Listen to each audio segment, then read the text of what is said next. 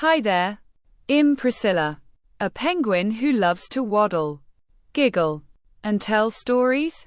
I might be small and chilly, but my heart is warm. One day, I heard a story from Jesus that changed how I see others, especially those who are different from me. It's called the story of the Good Samaritan. And it goes like this. Jesus was teaching when a man stood up and asked, "What must I do to have eternal life?" Jesus asked him, "What do the scriptures say?" The man replied, "Love the Lord your God and love your neighbor as yourself." But then the man asked, "Who is my neighbor?" I leaned in closely just like everyone else. That's when Jesus told this story. And oh, was it a good one? Once, a man was walking down a road from Jerusalem to Jericho. It was a rocky, lonely path. Suddenly, some robbers jumped out. They hurt the man, took his things, and left him lying on the road, barely moving. The man was hurt badly. He needed help. Soon, a priest came walking by. I thought, surely he'll help.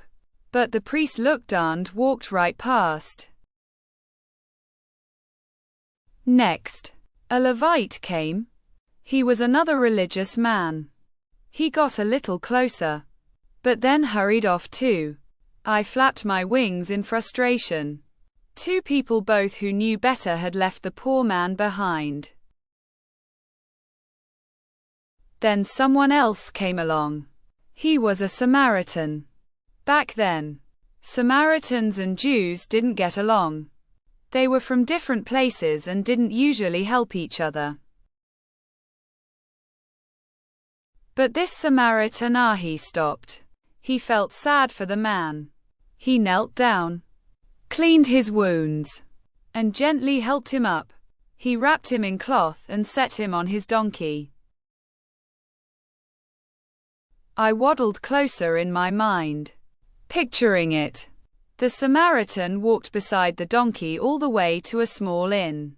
He took care of the man that night, watching over him and making sure he had food and rest. The next morning, the Samaritan paid the innkeeper and said, "Please take care of him. I'll come back and cover any extra costs." I blinked.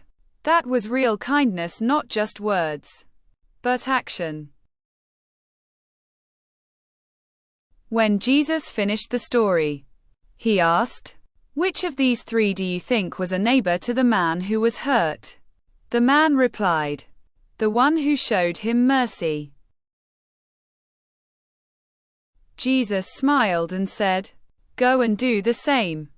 And just like that, we all understood. Being a neighbor isn't about where you're from, it's about how you love. Sometimes, it's easy to love people who are like us, those who talk the same, play the same, or look the same. But Jesus showed us that love goes further. I thought about all the animals in my village. Big ones, small ones, noisy ones, shy ones. I wonder, do I always show kindness to everyone? Or just the ones I understand? That story helped me see that being a neighbor means noticing when others are hurt and choosing to help, even when it's not easy or expected. You don't have to ride a donkey or carry bandages. You can be a good neighbor with a smile, a kind word, or by including someone who feels left out. One time, I shared my fish snack with a puffin who had never tried it before. He smiled so wide, I nearly cried. That moment reminded me little acts can bring big joy. Jesus didn't just tell stories, he lived them. He showed love to outcasts, healed strangers, and welcomed all kinds of people. He wants us to do the same. Now, whenever I waddle down a road or see someone lonely, I think, what would the Good Samaritan do? And I try to do it even if it's hard. Love is action, not just thoughts or feelings, but real steps of kindness.